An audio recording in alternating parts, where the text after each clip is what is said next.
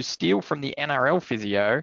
It's and correct me if my pronunciation is not great here, a latar jet procedure to stabilize the joint, and comes with a 4-month recovery. Now, this happened November-ish, and apparently he's sort of back to training and coming back in a couple of weeks, hopefully.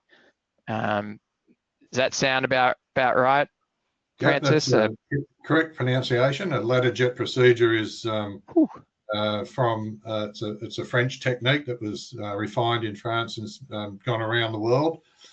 The socket of the shoulder is called the glenoid, and when that loses a percentage of bone, they harvest a piece of bone from the shoulder blade and screw it on and make the socket a full size again. So that's the procedure in a nutshell. Then the orthopedic surgeon will stabilize the shoulder joint after doing that bony reconstruction surgery.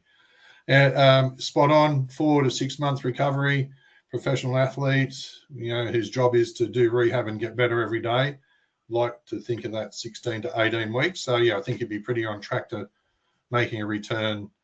I think, was it a couple of years ago, Jack Williams had the same procedure, and he made a very similar time frame recovery, and went well with no re-aggravation. So let's hope we see Toby back on the field shortly. Awesome. Yeah, that'll be good and a welcome return. And then finally, in July last year, Jesse Colquhoun ruptured his ACL.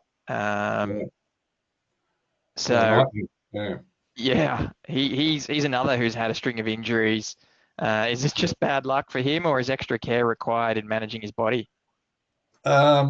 Millions of dollars have been spent around the world in all codes of football trying to minimise ACL injuries, and most codes have built into their pre-season training ACL prevention programs and ongoing through the season. So I put most of the ACL injuries pretty much for professional athletes down to bad luck and poor design of our knees to withstand the bent knee rotation force.